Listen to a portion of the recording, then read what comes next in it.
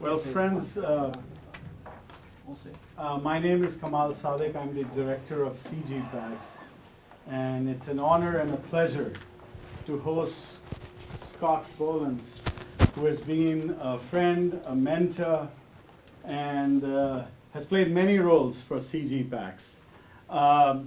He's, of course, you know him as the Professor of Urban Planning and Public Policy. He holds the Warmington Chair in Peace and International Cooperation since 2007.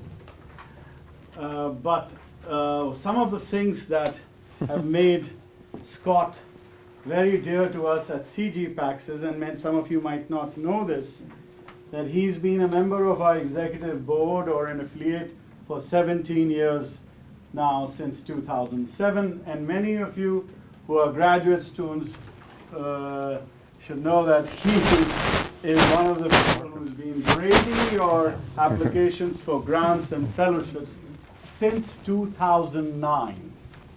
And I've had the honor of being on these committees evaluating your grants and fellowships several times over the years. He's given multiple talks here. And more importantly, he's been active and sort of giving us ideas for how to take the study of global peace and conflict to broader areas of law, planning, urbanization, in directions we didn't think it was possible to study peace and conflict and wars. He did that for us. And so the vibrancy and strength and dynamism that you see and the longevity of GPACS owes a lot to Scott's fantastic role in GPACS.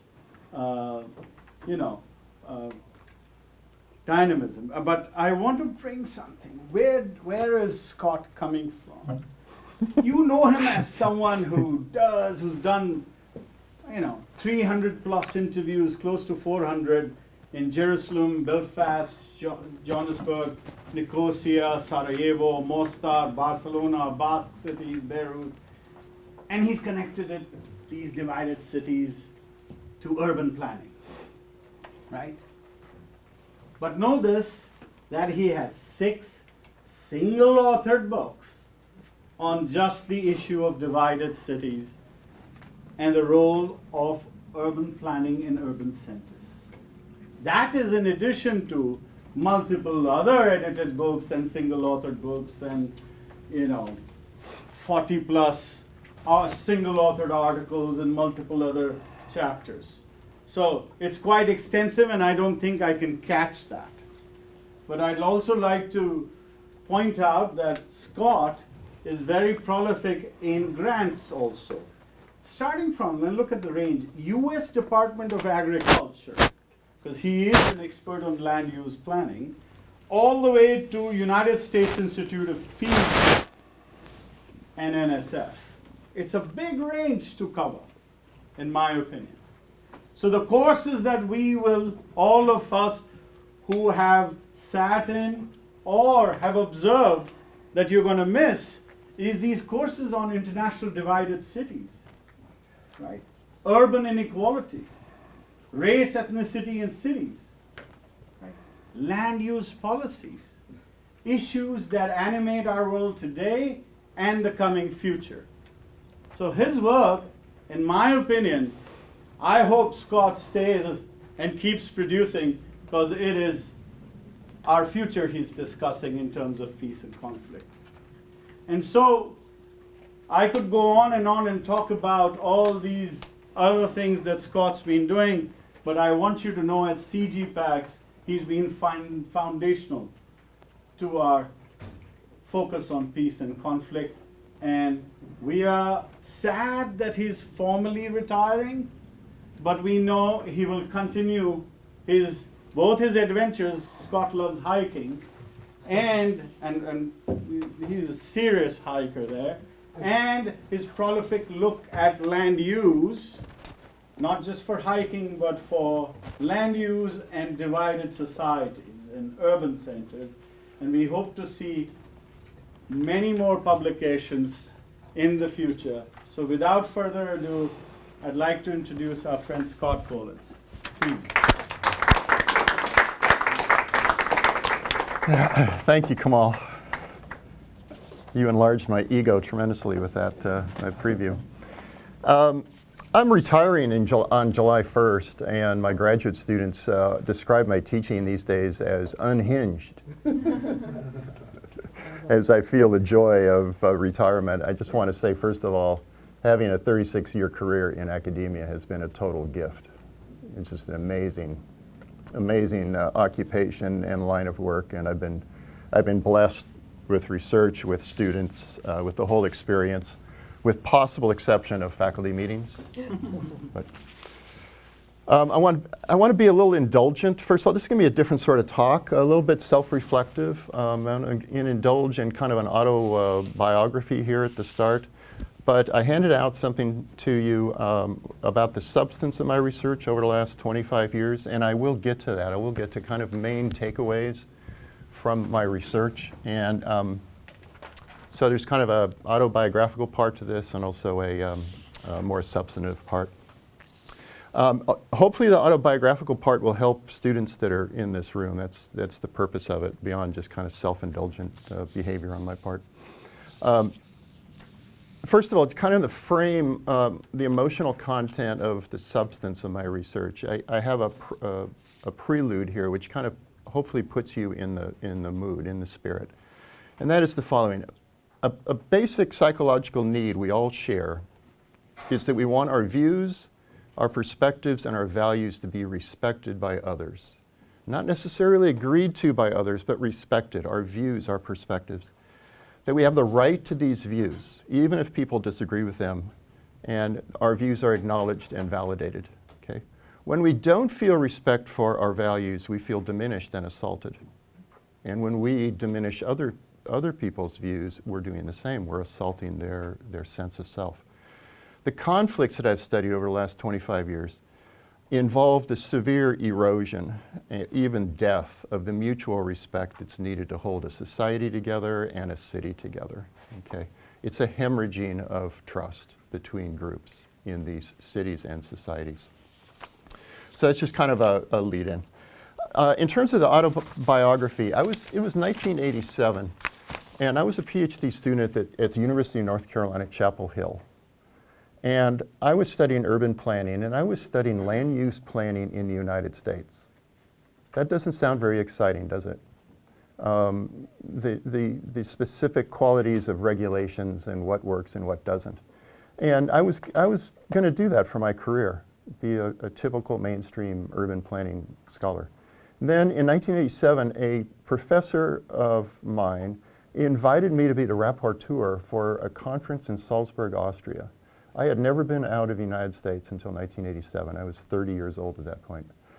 And I said yes. I had no idea. The topic of the seminar was divided cities, or divided cities, I think it was the title.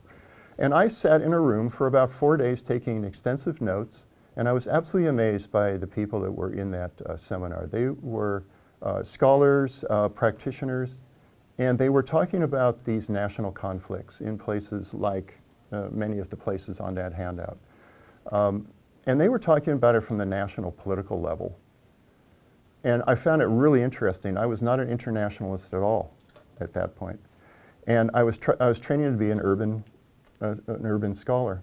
And what they were not talking about in these discussions of national politics was the urban arena, and how what happens in cities could possibly influence the interplay of the larger national politics. How what happens in cities might make national political agreements harder, or possibly, more optimistically, what happens in cities could actually be a seedbed for tolerance that might grow into national political agreements.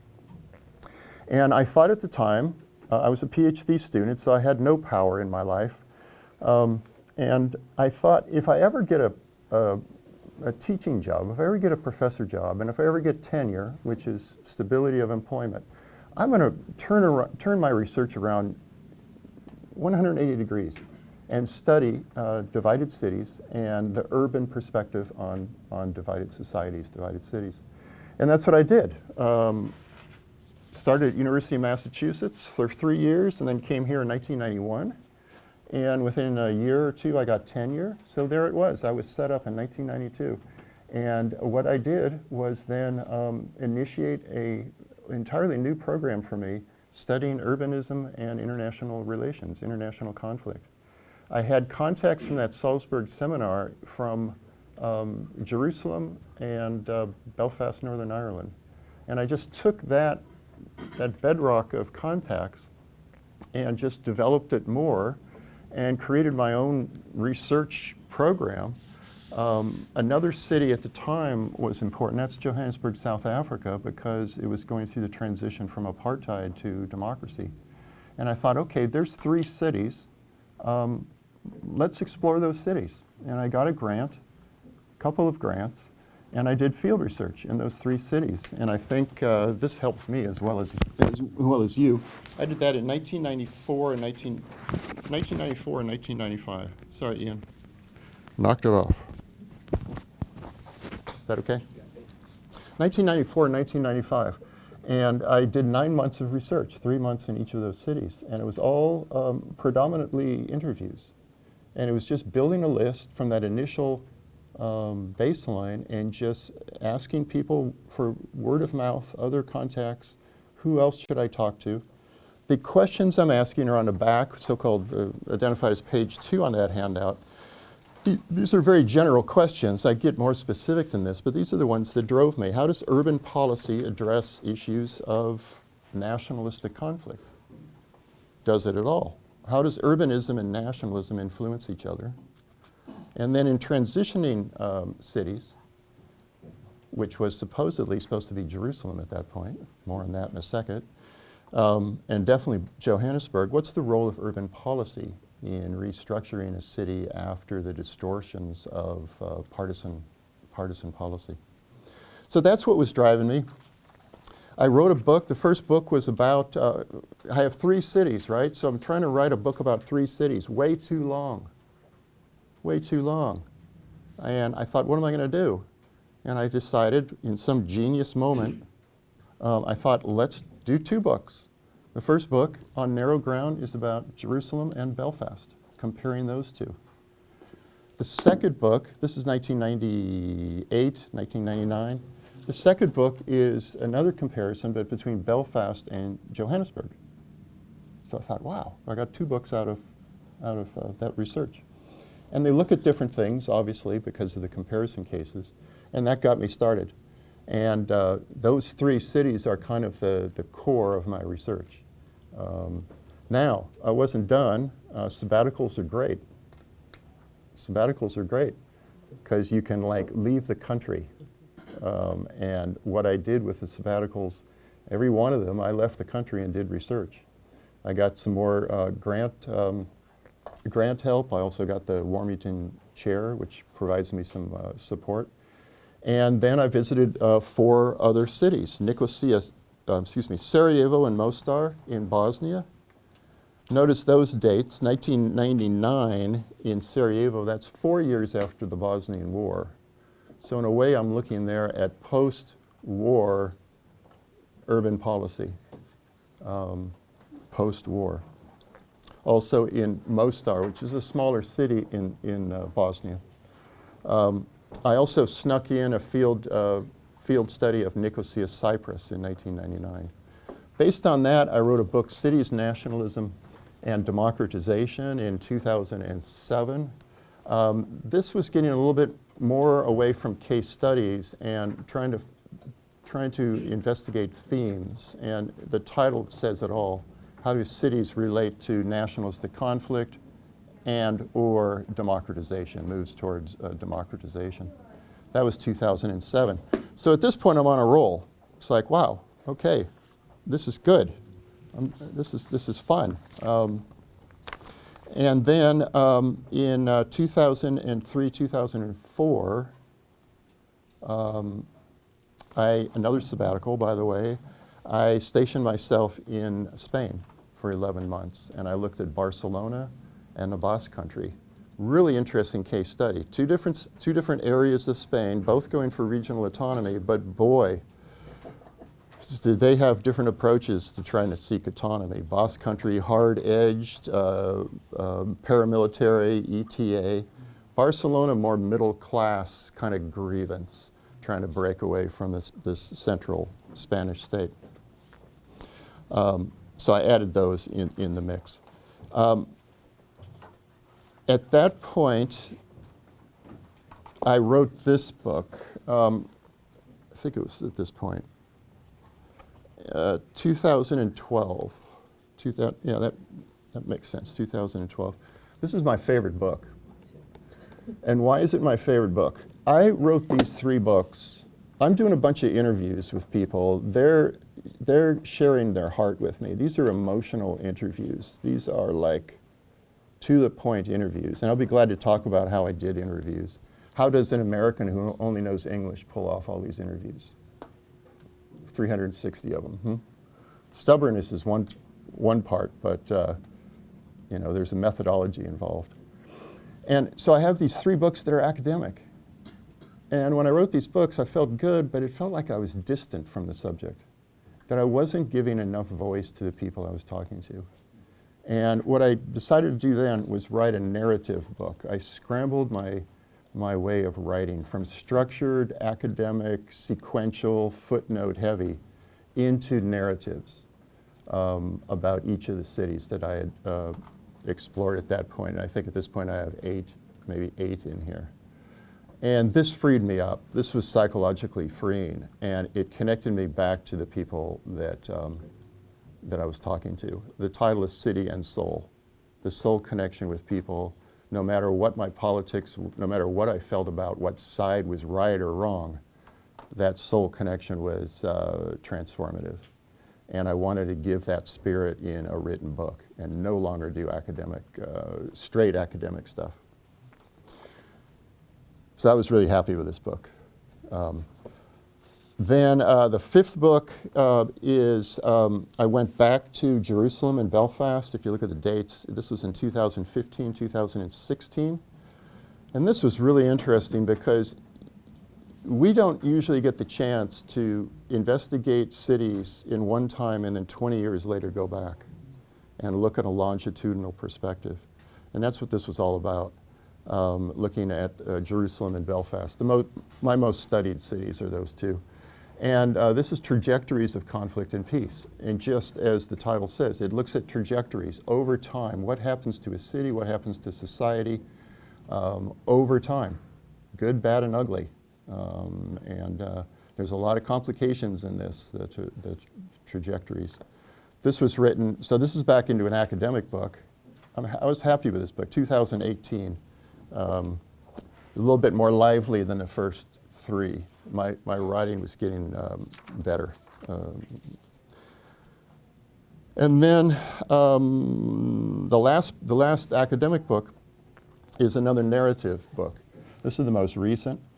This is a total scramble, and I did this on purpose. This book, each chapter is about a different city. This book, each chapter is about a different theme. And the narratives within each chapter come from different cities. And what I was trying to do in this is draw out the common themes across divided cities. Many people say in a divided city, you cannot compare us to any other troubled city. We're different. This was my attempt to look at those themes that hold these troubled cities together. Okay? This is most recent. I assigned this for my International Divided Cities class. I don't know how they deal with the intentional scramble, but I think they still like the narratives. Okay, so that's the 6 books. Bear with me. Then the Trump circus happened, and the pandemic happened. I'm coming into Social Ecology 1 building. I'm the only person there, in the depths, the deepest, darkest time of the pandemic. I'm going into that office, and I'm alone. And I'm angry. Isolated and troubled, I'm angry. I could not write academically, and I had to find an outlet for expressing my utter dismay about what was happening. So I became a dystopian novelist, okay? And I wrote in 2021 the first of 3 novels all dystopian novels, and it has to do with the intervention and dominating influence of AI in our lives. And in this 2032 is when it happens. We as humans lose the ability to independently think. And we get addicted to AI and this large computer called interconnect that we can connect into us 24/7. We have a little chip right behind our ear. People say it's just like getting an earring, fitted for an earring. But it's very easy. You get it right behind your ear, and you have access to interconnect for 24/7. And we lose the ability to humanly think. We don't want to humanly think anymore. It's filled with feelings, messy feelings, all that personal stuff that we don't want to deal with. Interconnect gives us clean storylines, gives us reasons, gives us justification. And interconnect learns that the thing that drives human behavior the most is hatred and grievance.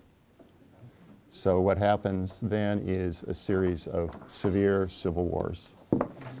Restart and then reform. And coming out in August of this year, Precipice, which is the prequel describing in 2032 when we first get attracted to this interconnect machine and what happens to academia, what happens to society. So it's dark stuff, it's dystopian stuff, and it rescued me psychologically from the dark years of the pandemic and Mr. Trump. That's the autobiography, okay? So it's been I can't, I'm kind of a stubborn person. I go after things. I work a lot of times on my own. And I can't believe what academia has provided me, the ability to do this. I've never had any limits on what I've done. I continually push the limits of academia. After 36 years, it's hard to realize, hard to take stock of everything that I've been given in terms of opportunities. Okay, so that's it about autobiography. Thanks for letting me indulge myself and think about what this has all meant. Okay. All right, I want to talk about some themes. It's probably best if you look at the front page 1. You've probably, page 2 fills in more, it's 19 different field visits I've done in 9 cities.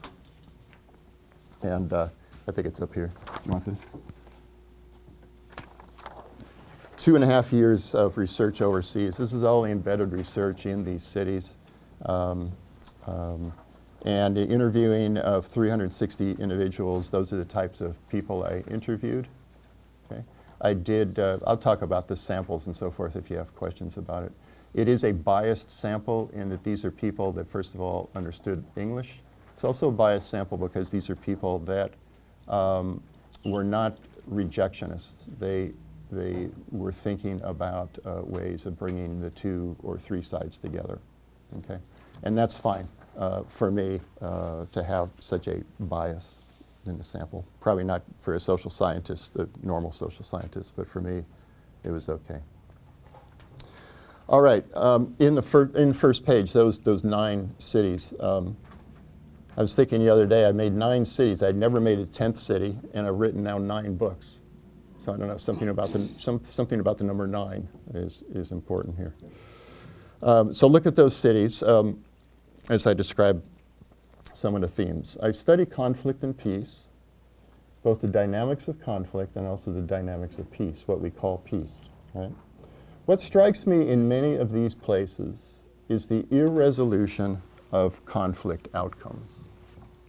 The irresolution of conflict outcomes. If we expect conflicts to end in a peace agreement where most everything is resolved and people, have balloons and shake hands and have a friendly embrace, these places are far from that, not even close to it.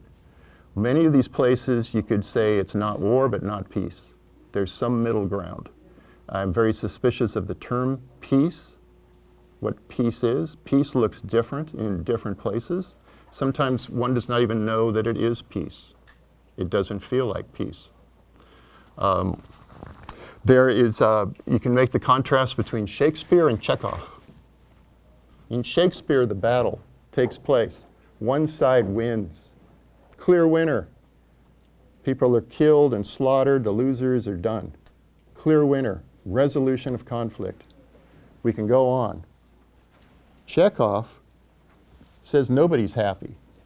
Nobody's happy after war or after conflict. Nobody's happy. Most of the time, one side does not get what they want. It's, one academic calls it a clenched teeth compromise. It's a really good way of describing it, a clenched teeth compromise. So if we, as international mediators or people in the US government, think that we can go in and resolve, like almost a formula, and have things figured out, I think we're really mistaken. It is peace building after conflict is incredibly difficult. You are trying to encourage, if you look at people living in cities, you're trying to encourage what an Israeli scholar called intimate enemies to live in coexistence. Intimate enemies. People that live in the same city and know who killed their cousin or who killed their son. How does one envision a peace after such a conflict? And now I'm talking at the urban level. One of the attractions I have to studying cities is because people live in proximity, albeit often very segregated, but they're in the same physical space. So they have to confront the agony of peace. I say sometimes kind of flippantly, I say war is easy, peace takes time. War is easy, peace takes time, and peace is very difficult. Typically, wars, conflicts in the areas that I've studied come about due to a hurtful stalemate, a hurting stalemate. Both sides are stuck. They're not going to get everything they want. So they have to, it's a stalemate, and it's hurtful for both sides.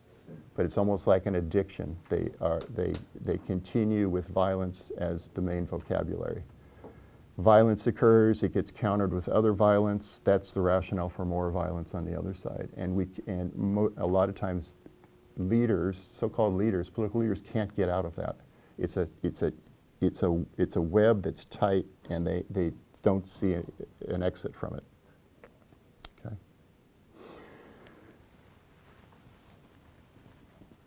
Let me talk a little bit about the irresolution of conflict outcomes and just give you some examples about what I mean by that. Back in 1994, 1 year after the Oslo Agreement for Israel-Palestine, there was the great hope in that agreement that it was going to bring peace.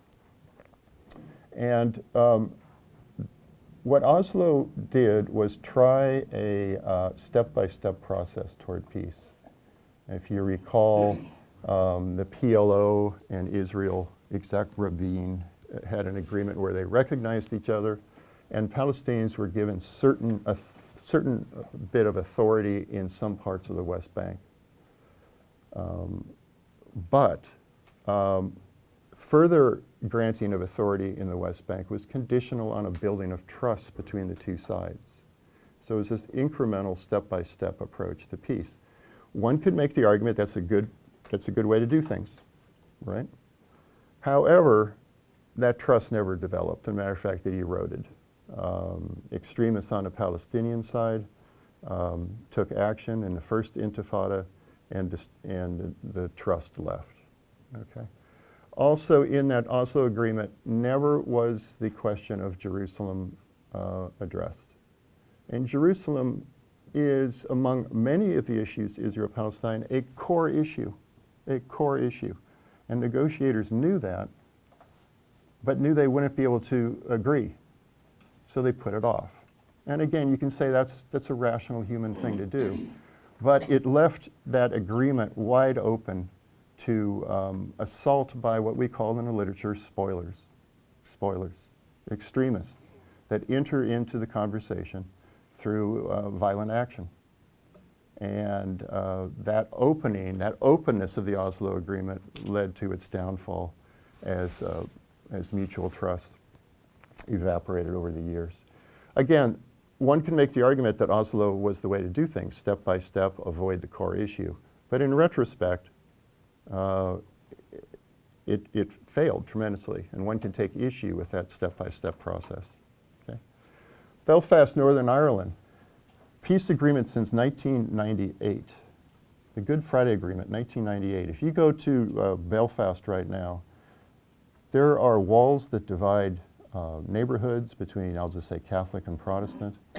There is very little local agreement to do anything. There is strict territoriality, where neighborhoods are political emblems, and people are stuck in place. Now here I'm talking about the city, so this is the importance of the city. People are stuck in place. There has been a national restructuring of political power. That's been problematic too. But the fact that Belfast, the largest city, the capital city, the most symbolic city, is stuck in place, and leaders are not able to take the initiative to try to change the fabric of that city, means that even if the national accord holds, you have the major city as a blockage, And people in a city, this is another assertion of mine, people in a city, especially a major city, they have to feel a peace. If they don't feel a peace, it's not real to them. If when they're walking around in marketplaces or schools and they still have their enemy, in the next street over or over the wall, how is that peace?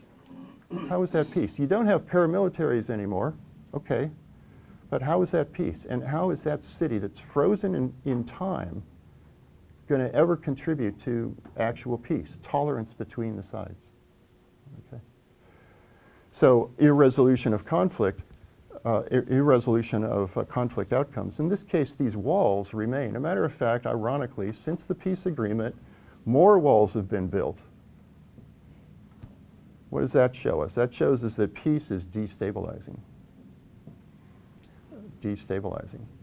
Because all of a sudden, people are talking about taking down a wall that's separating you from somebody who killed your cousin. Right? That's the realities of peace building, what I call urban peace building. It is difficult.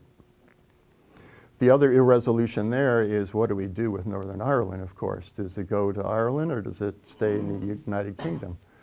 They put it off.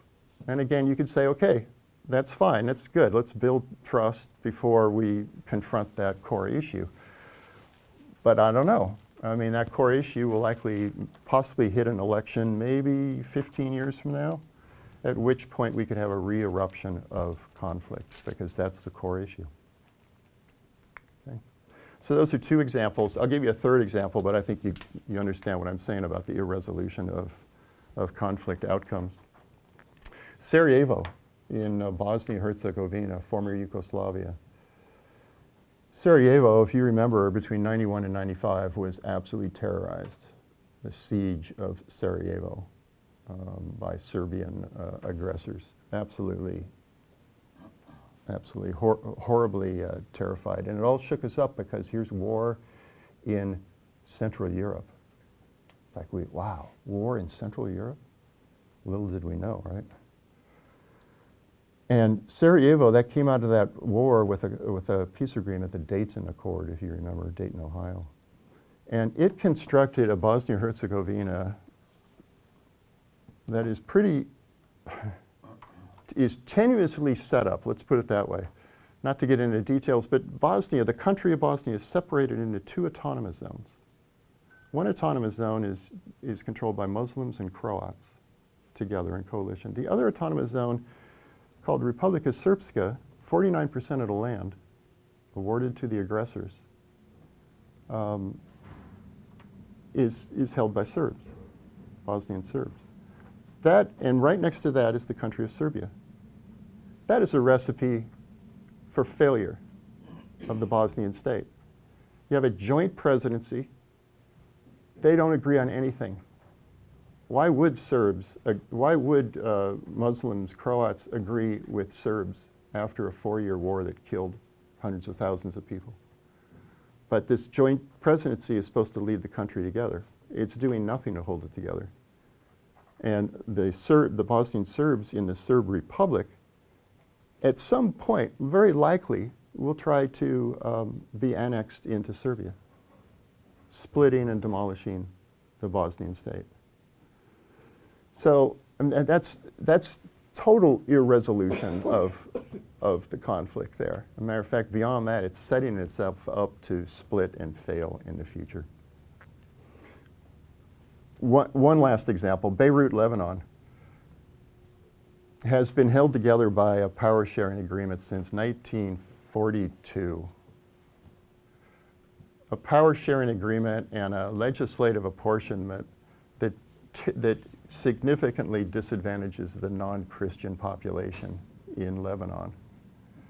And that disadvantage felt by Muslims was the reason for the Civil War, 1975 to 1991, and still plays a big part in Muslim grievances against the Lebanese state today.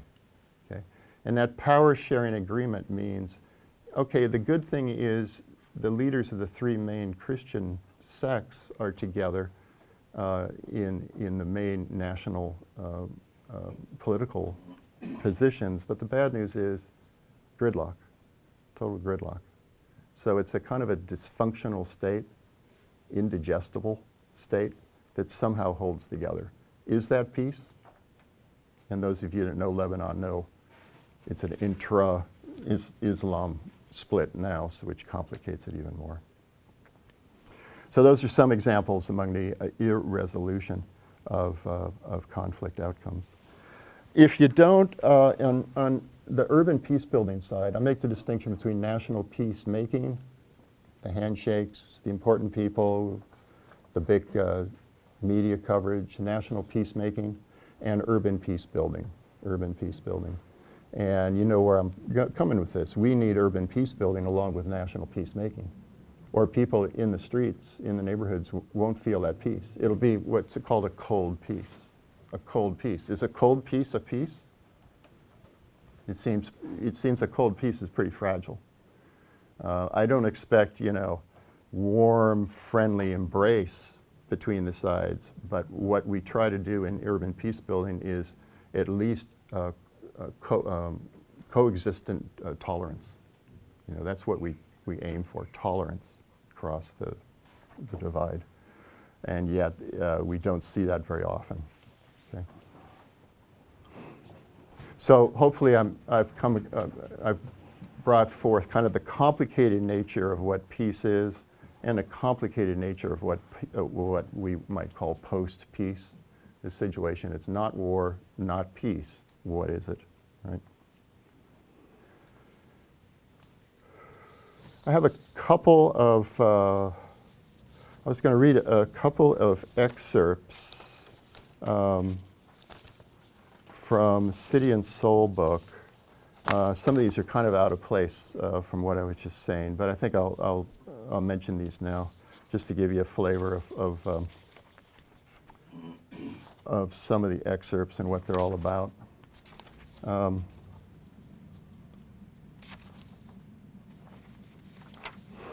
do I pick?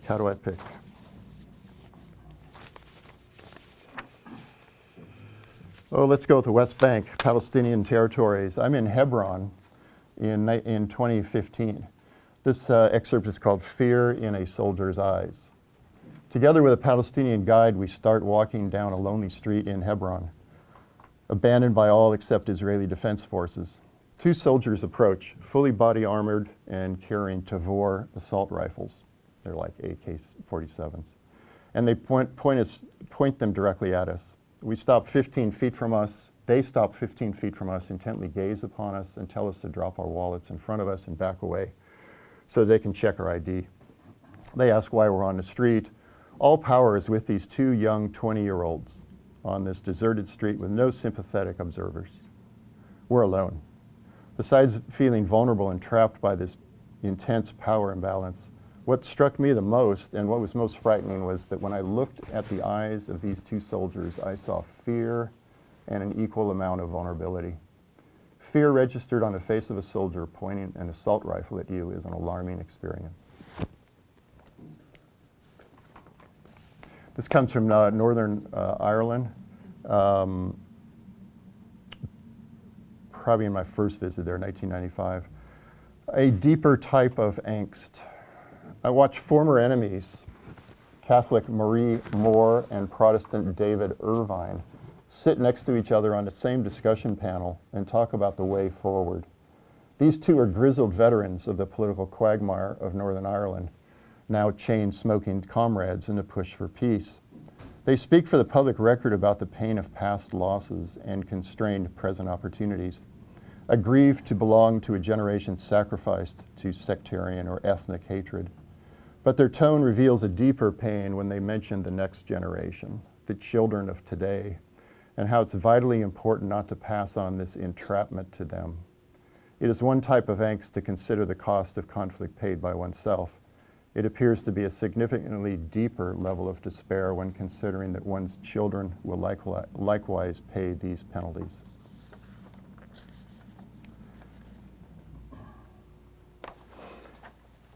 South Africa, 1995. This is entitled Rape Gate. There are gates everywhere. They separate houses from streets and even parts of houses from other parts.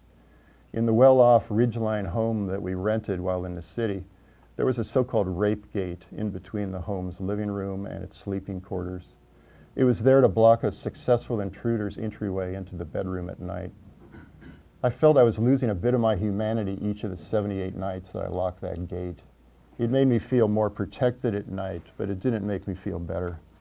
Gates provide a benign sense of safety, but also a dark reinforcement of the other as demon and threat. I take note of the rhythmic, free-flowing lyrical beat of comings and goings on the black streets of Johannesburg, juxtaposed against the fear, rigidities, and gates of the white population. Why are the poor freer than the rich? The marginalized are freer than the controller. To politically and physically control a population group, in this case to suppress the majority, appears to petrify the souls of the controller.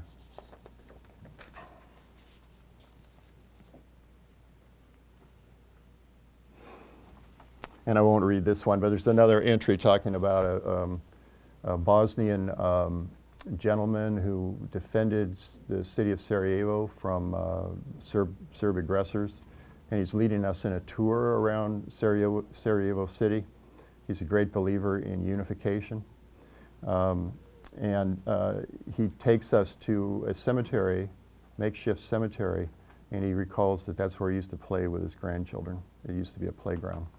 The name of that entry is Where Once There Were Playgrounds. So,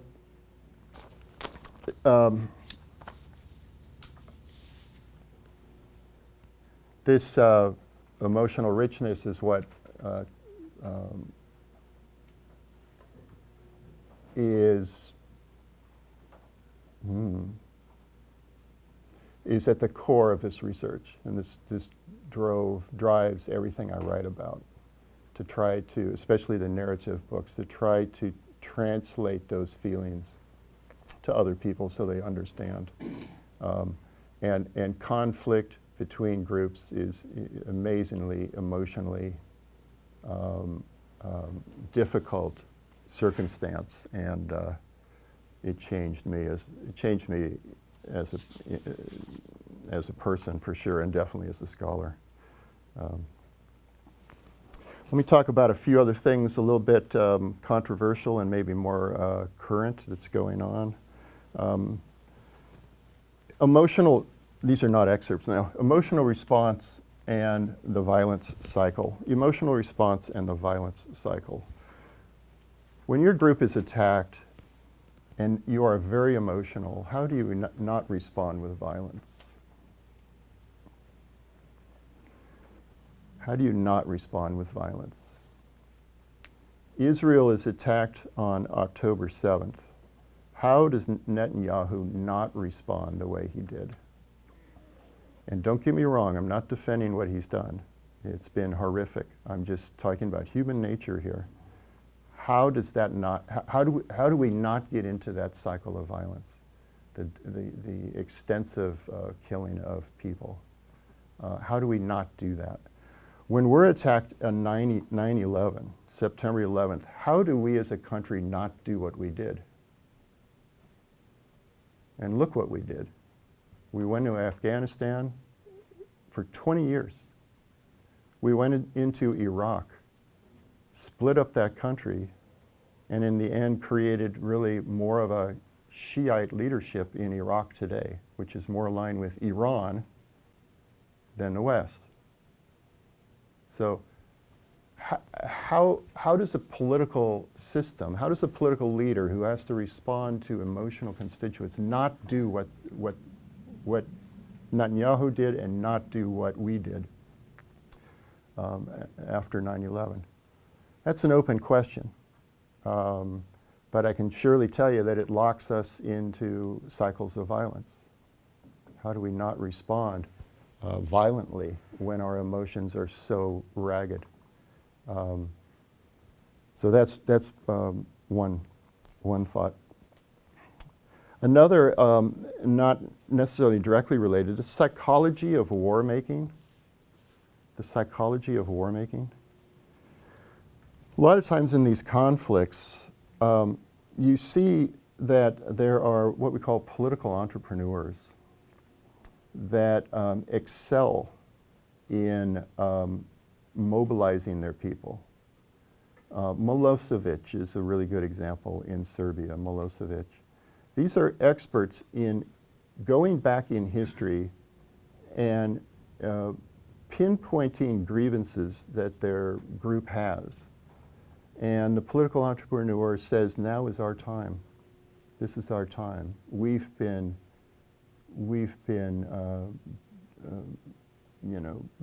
belittled for decades. Now it's our time to rise up. Political entrepreneurship. This picking and choosing of history to emphasize grievance as a way to mobilize people, right? And yes, there's lots of other examples other than the Serbian example I just mentioned. And these people are expert in this entrepreneurship. And I would say, and we have one in America, don't let the irrationality of their message obscure the rationality of their method. The irrationality of their message. They're saying all sorts of stuff about conflicts and wars in 1480, and it's our time to get back. This is what Milosevic, and nitpicking history to emphasize grievance on our part and emphasize otherness on our opponent's part. Things they did, nasty things they did. They're not human. Othering them. It sounds really bizarre, right? Except for the fact that the method they're using, granted, I'm using the term rational very broadly, is rational. It's rational in their pursuit of a political objective. What's their political objective? Get into power. Or in Milosevic's case, enacted massive, horrific war. And that's what's, don't let the irrationality of their message get in the way of the fact that they are using, in a way, a rational method of power achievement and aggrandizement. So this activation of historic grievances, and we see this all over the place in the world today. Putin's picking out select parts of history, of Ukrainian history, and going for it. And it's not unusual. And it's the agent, it's that active agent that mobilizes the group, right?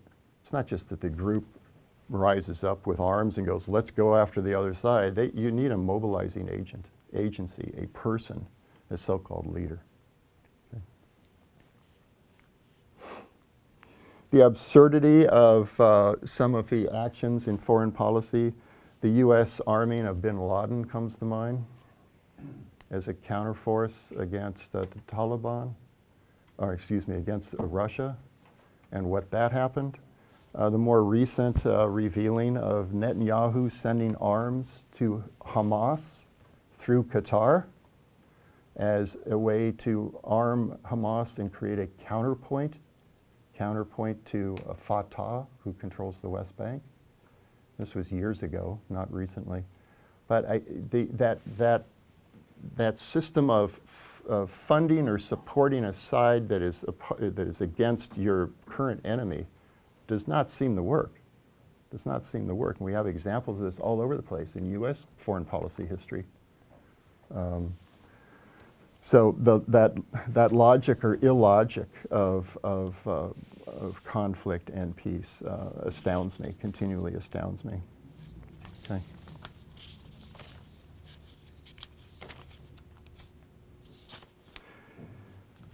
People ask me what's going to happen in Gaza.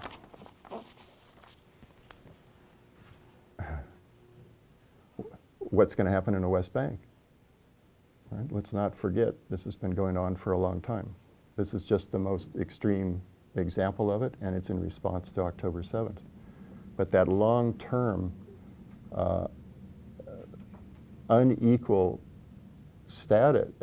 condition that Israel has created since 1967, if not 1948, is only sustainable through violence. That is massive inequality. Massive inequality. It's only sustainable through violence. Right? Either direct state violence or state-supported violence.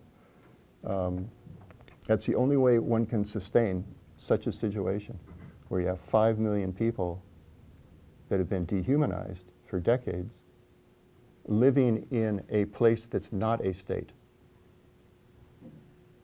I've always asked this question, and I don't know, I might be wrong, is there any other place in the world where 5 million people live on a land that is not a state? I don't know. I'd love to hear the example. There very well could be. There's groups of people who want, Kurds and so forth, that are living on land, but it's part of a larger state, albeit they want to be separated from it, but they're part of a state.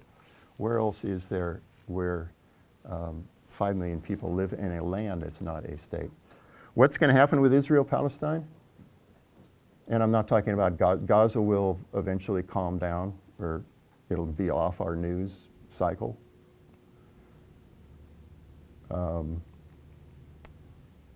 But what's going to happen about Israel-Palestine? Many of you know this. There's 3 options. One option is the 2-state solution. It's basically impossible now. There's 600,000 Israelis that live in the West Bank and in East Jerusalem.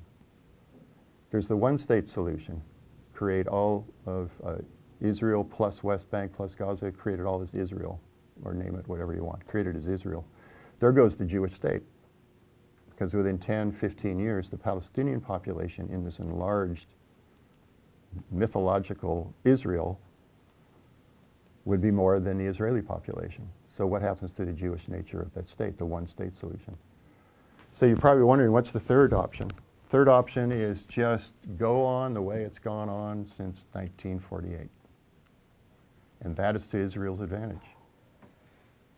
I talked to a security official who was actually pro-peace. He was not a hawk. And he said, why should Israel change anything about the current status? We have surveillance all over, he said, the West Bank. He wasn't referring to Gaza. We have surveillance. We know everything that happens in the West Bank. We control them unilaterally. Why should we give them a state where at that point they would have a certain amount of semi-independence from us and our surveillance machine? And that came from a pro-peace person. But he was just telling me the realities. And, if nothing else, talking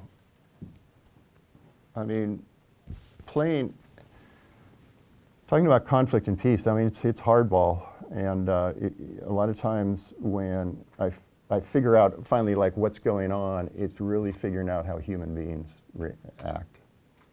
The self-interest of human beings and the self-interest of groups.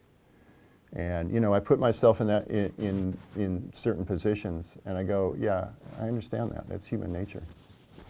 You know, the hypothetical is this: if anybody killed a son of mine because of my Norwegian background, and there was a brawl between Norwegians and some other group, the first thing I would tell my grandchildren is who did it, and never trust them. That's me. And I'm a left liberal from West LA. But if I look at my human soul, yeah, that's how I'm going to respond. And even saying this hypothetical scenario, it's like I get my hair on end, right? And that's human nature. So I guess the more encompassing things, how does the political system deal with such raw human emotions? So how do we not portray those raw human emotions into political action that usually is violence and counter-violence? So let me see whether I have an excerpt to close.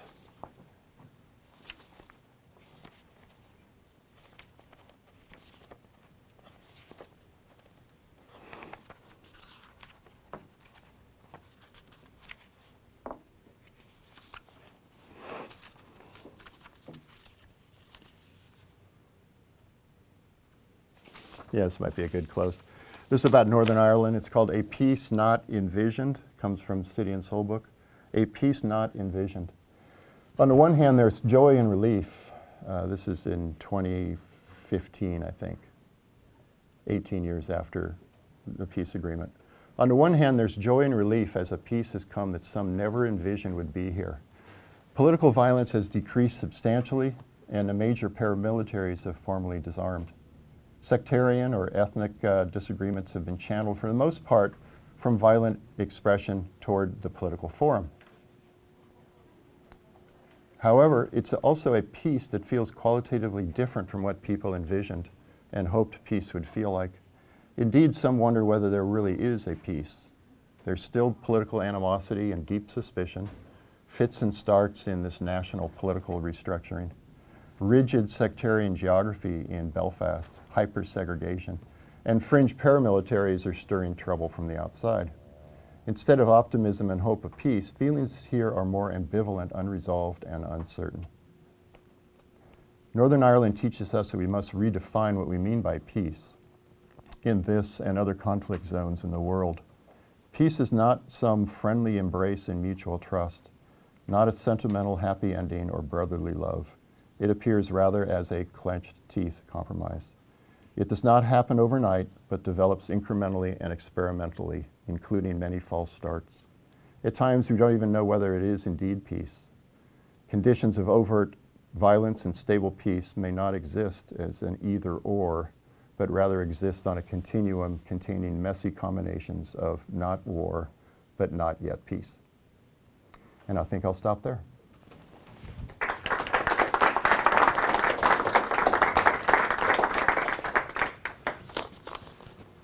Scott, forgive me if this is a question from me as a human, not as a scholar.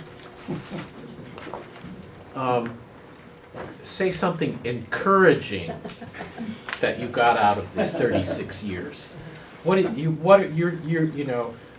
got students who are urban planners. Urban planners are by nature optimists. They want to change the world. It's only worth changing because it could go in a better direction. This has been kind of a downer. Sorry, I've known you for that 36 years. But this is the human in me saying, what do we do with this now? Is there a more optimistic?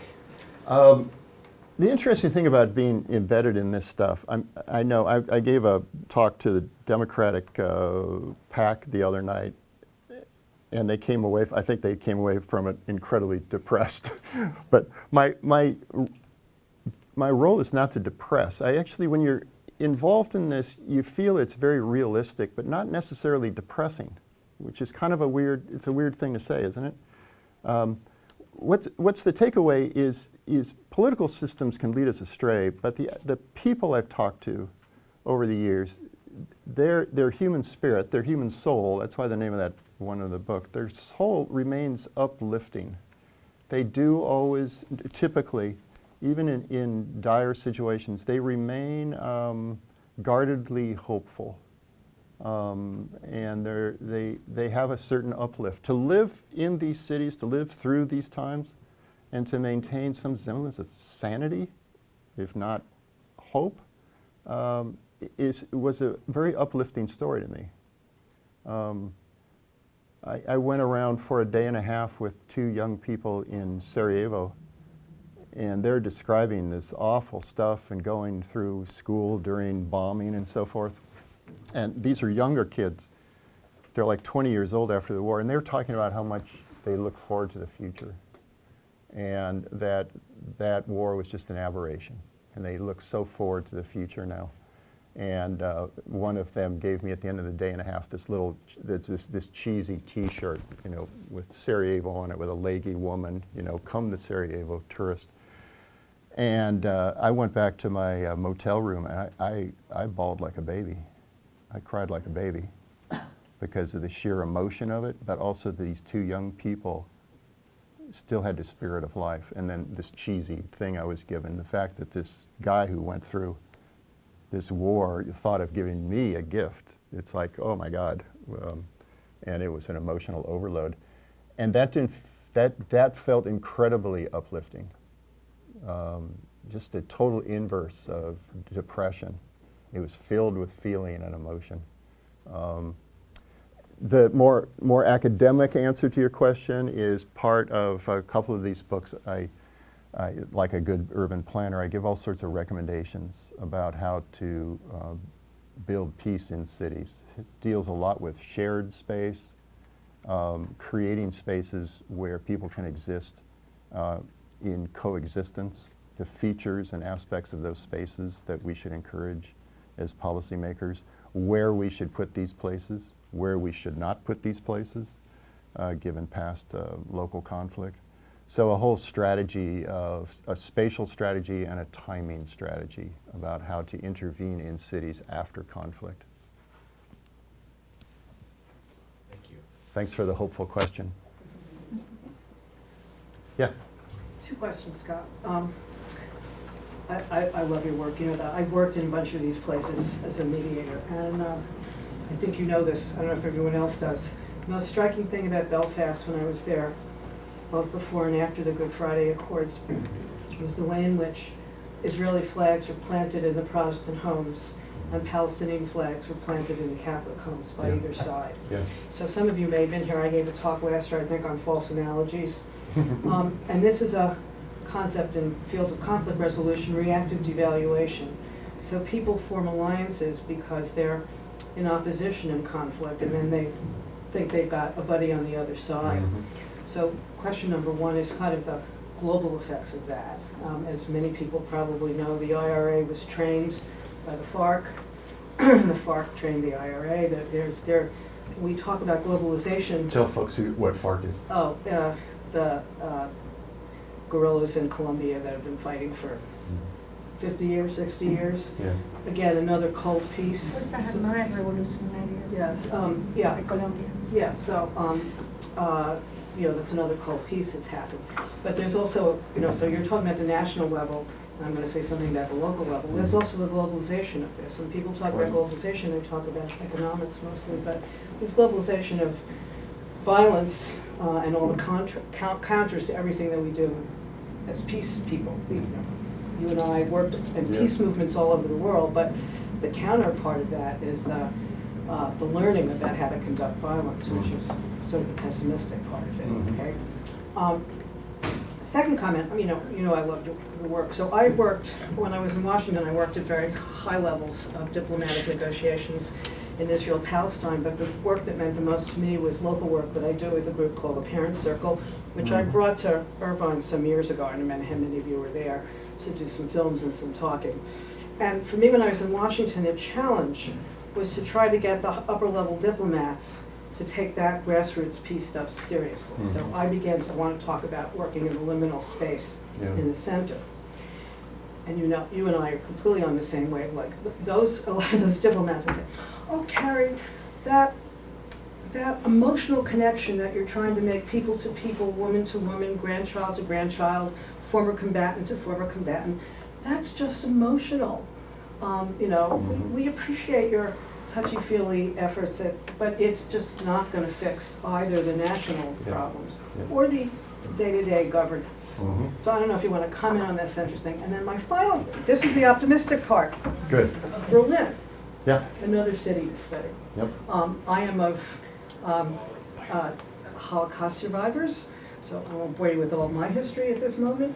But I've been back to Germany many times. I've done mediation stuff there too, and I think Berlin, you can comment on that. Yeah. Is a counter-story of some success of an urban area that has come out of unbelievably horrific conflict and is sort of working. I mean, if you have a different view, I'd love to hear it. Anyway, just thank you. Thank you. I just want to say thank you for all of your wonderful work. Thanks, Carrie.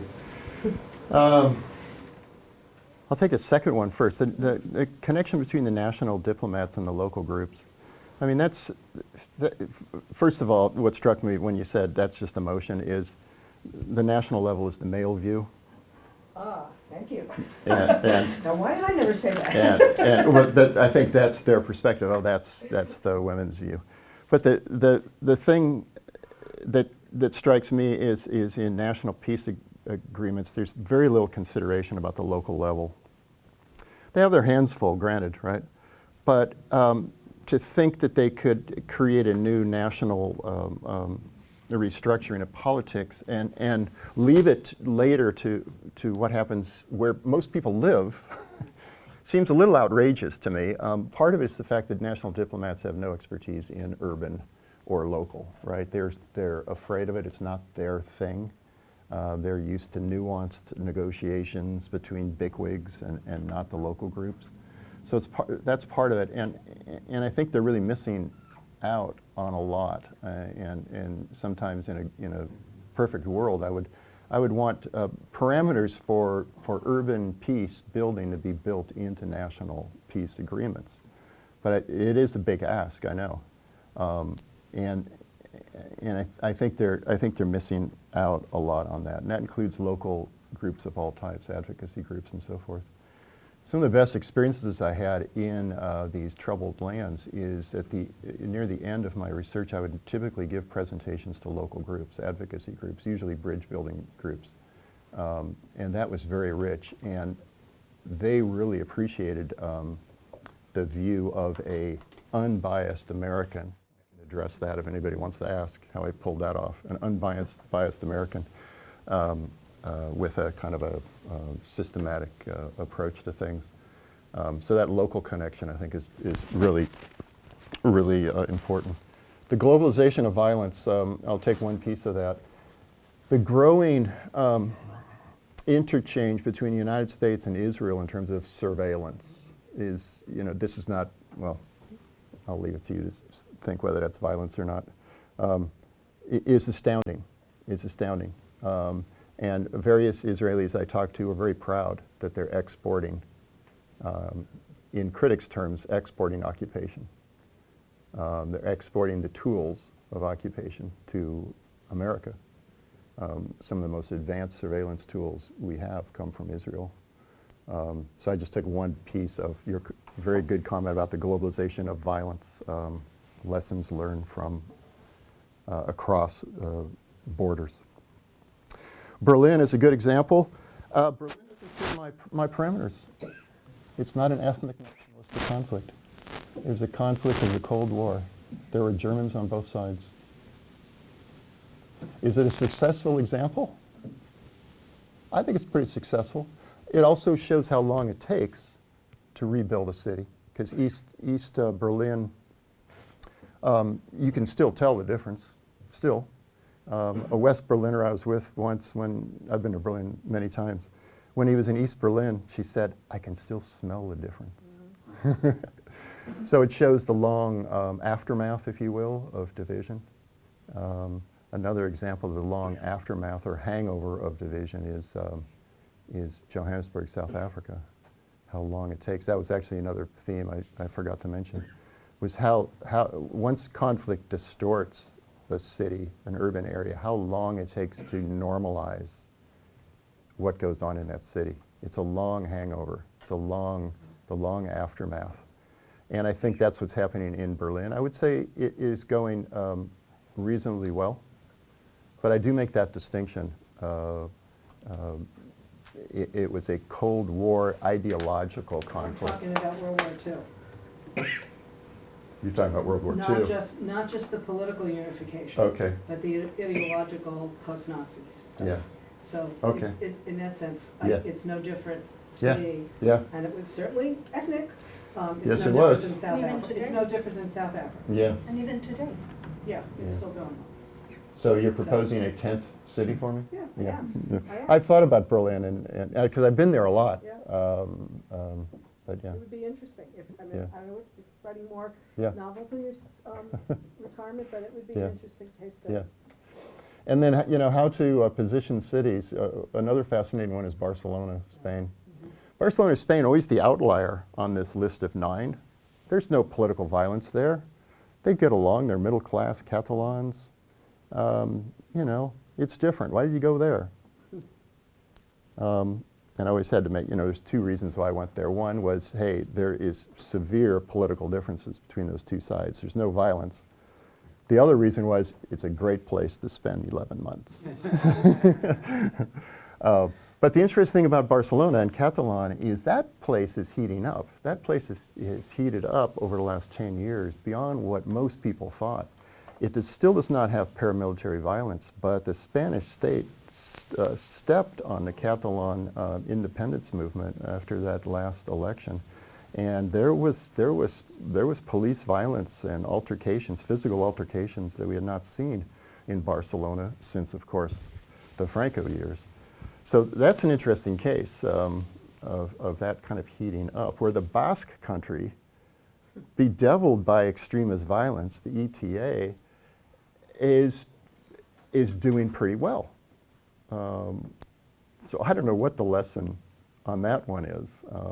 The 2 regions are almost exchanging places, which was, I think, surprising to people, including myself. Just a footnote is, Barcelona is not that,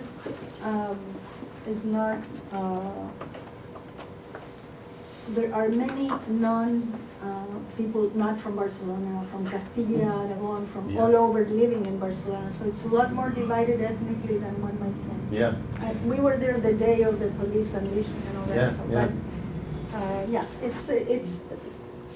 it does have the ethnic cleavage that you're looking for as a categorization, right? Yeah. Yeah. But Like, if I may, Yeah. and this is not, this is just a different kind of line of research on the same topic, but building on this sort of what might look like an anomaly, right? Berlin is very ethnically divided today, okay, very ethnic. We could go on defining it, but one other way to look at it is, well, there are these 9 cities. What about the many other cities, right, that feel the same? This is what people that do statistical work, they Right. first define, I'm not one, but they first define the universe, right? yeah. How about all those others that had the same qualifications but did not end up in this kind of Mhm. mayhem, right? Yeah.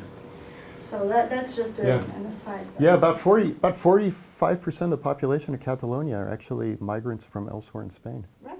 which is fascinating, and it was always held up as a positive example of inclusive nationalism, that a migrant from elsewhere in Spain can come into Catalan, and as long as you're okay, you can be a Catalan and you'll get services and so forth.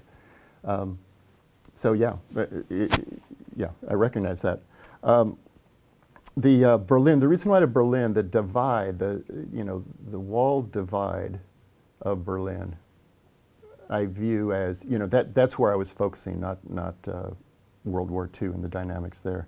So the wall post-World War II dividing basically Germans on both sides.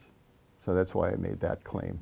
I was focusing on that period of time because I'm attracted to walls, obviously, right? You know, I love walls. So your point about the historic, the older history is very valid. And there was another point you brought up I was going to respond to, but I think I may have forgotten. It's the central stuff, what can be done in the space between top-level governmental diplomatic activities and local peace. Yeah, more connections, and I attempted to address that with the national level being more sensitive to local dynamics, right? Not just paying attention to local groups, but even having local experts and practitioners in on peace agreements. So there's local agreements, part of that. I was part of, for years, Israeli and Palestinian planners, experts. I was part of this group for a couple times. They met off-site to talk about the parameters of what a shared Jerusalem would be like. And they met through thick and thin, through all intifadas right and left, and oh God, things were falling apart. But they continued to meet, and they came up with a report about if and when we're ever at the point of talking about a shared Jerusalem, here are some of the parameters, the technical parameters, availability of land, services, things like that. The stuff that national politicians tend to stay away from, unless they're specialists. Yeah. Yeah. May I just say, because there was another point that was raised here that I puzzled about myself, and the point was the misplaced analogies and how coalitions form that have virtually nothing in common. They just happen to hate the same entity. Yeah. Coalitions having to do with, name it, gender, that have nothing to do with the group that is being supported, but they form. Yeah. And that's another dimension of your rationality, right? Or self-defeating kind of. Yeah. Yeah, I saw the Palestinian flags were very present in Catholic neighborhoods and the Israeli and the Protestant. A lot of times when I see that elsewhere and there, it's like, it's that feeling of affinity with freedom fighters. So Palestinians are freedom fighters. Catholics feel, after being abused for decades in Northern Ireland, they feel they're the freedom fighters. So they just link in with there. They also had Confederate flags from the South in Catholic homes. I don't see those. Yeah. Wow. In my classes on International Security Resolution, I take my pictures out. People were just wow. shocked. I think those are, I was there 2019, those are mostly gone. Yeah. When I was there in 2001, right after Good Friday Accord, it's still there. Interesting. Amazing. Some Most uses of history, guys. Stay in school, be professors, teach people. Quite ready with that defense, as if they had it in their back pocket, right? Yeah. Any students have questions about interviews? I Yeah. wanted to, just for our students actually, so you conducted a lot of interviews, but I'm wondering if you could say something about when and how you went off the script while doing interviews, and and how, You have a questionnaire and then... Yeah, I have semi-structured, so I have some main questions I want to start with. The first questions are softball, not hard questions. I do a lot of reading about the person himself or herself ahead of time, so I know where they're coming from, I know the challenges, I know what they just went through last week. So I come to them person to person. I try not to act American, which means I don't talk loudly, and I relax. I take a deep breath and I relax into their space. If I come into their space kind of frontally and loud, they're going to say, I'm just another typical American. He's going to tell us what we should do. So I relax into their space. I accept really strong coffee. I make a joke about the coffee being so good. In Nicosia, Cyprus, in the north side, it's Turkish coffee, and the south side, it's Greek coffee. It's the same damn coffee. But I'm not going to tell them that. So I try to relax and be a human being, and there's questions I want to ask each of them, but I vary from the script quite a bit, depending on their reactions and what they're emphasizing. If they're going in a direction that's somewhat of a tangent but still relevant to me, I'm going to pursue that. I'm not going to redirect them because their energy is there. That's the story they want to tell. If they get too far afield, I try to bring them back. But generally I don't. I don't guide it. I let it free floating. Most of the interviews were an hour. It's a lot of coffee. Most of the interviews I audio recorded. I, of course, asked them first. Almost all of them agreed. Only one I had to have translated in real time. It was a Hebrew speaker. And that certainly illuminates the bias, right? I'm talking to people that know English, have been educated usually in Europe or somewhere, know English. And I said earlier, that's okay. What I mean by that is, okay, that's the bias. I can't do much about it. I only know one language, English, and I'm still learning. I'm still learning that language. So, that's who I am. And I didn't try to outdo my limitations, right? And the important thing about that, when you have a sample that you know is, bias is a strong word, it makes it sound like it's corrupted or something, but it's a sample that is of a certain type. It's important in research to acknowledge that, just acknowledge it, that you are aware of that limitation. It's okay.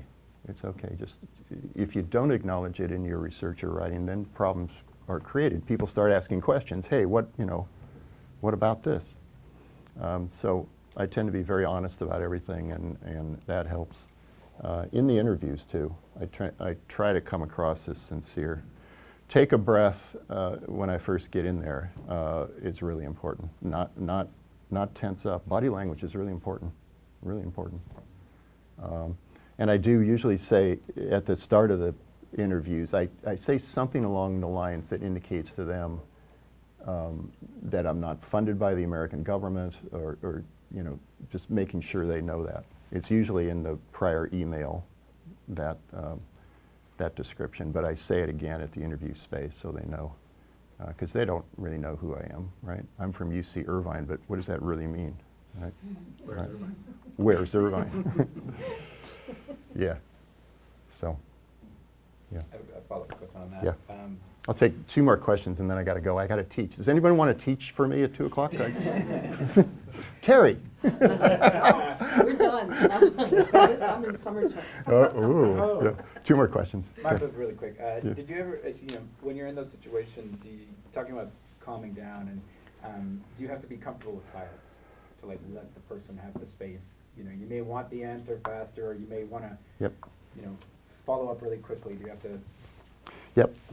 You have to be comfortable with silence, and that goes along with not being pushy, not coming across as impatient, pushy, that I want these questions, because that's very American, right? A lot of these people from these countries are their culture is very relaxed. It's calm. And they actually want to, now I'm generalizing though, but they want to see that same calmness in you, because that's the way they go about their life.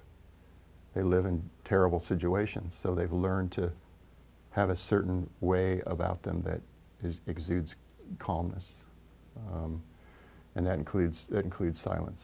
Yeah, which I didn't get much of. People were so forthcoming, so it really surprised me. Really forthcoming, and wanted to be audio taped. It's like, wow, they wanted to tell their story. They felt like their story should be heard, and that was a big stimulus for them and for what I think are successful interviews. I once went up to Northern Ireland in Belfast, a police station. This is 1995, before the peace agreement, and this big burly police guy comes out with riot gear and everything, kind of like what we saw on campus last week. Big riot gear and baton. He comes out, I was taking photographs of this police station. He goes, "What are you doing?" I launched into my best academic, dense talk, and I said, "I'm doing a comparative study of the architecture in whatever troubled spaces." And he looks at me, "Whatever." Walks back. So the academic shield is a strong one. You got if you play it, right? All right, last question. Yeah, I was just about kind of related to Yes. Soldier's point about the universe of cases. And how did you choose where to go and how did Yeah. you choose your time? Yeah. Thanks for that question. It was pretty much ad hoc. It was not systematic. The first three, I had an idea of a good comparison of three. I think they still are interesting. They're each different but similar to each other. But the other ones, the sabbatical, the first sabbatical when I went to Spain, the Bosnian War got my attention. So I wanted to study post-war in the two Bosnian cases. And then that attracted me to the Spanish cases in terms of transitional states, and what the transition there was from Franco to democracy, so I kind of went back in time. So I was looking for connective themes, but it was pretty much not totally ad hoc. You know, I had some methodology to it, but I never wrote out a whole outline of what cities I'm going to do and why. But they kind of made sense to me in comparison cases, not direct comparison, but certain aspects of certain cities could be compared to other aspects, single aspects of other cities, and those intrigued me. Those themes, those connections. And Beirut was one. I always wanted to get to Beirut. It's a very logical case to do, so I finally got to that. That was the last original case study I did. So yeah, and you know the universe. What's the universe? Cities that have been totally destroyed. Cities in Syria, for instance. I'll leave that to the future generation. Those cities. What happens in reconstruction of those cities? Cities in Gaza, etc. You know, those are the other types of examples. So, all right. Thank you all for your attention.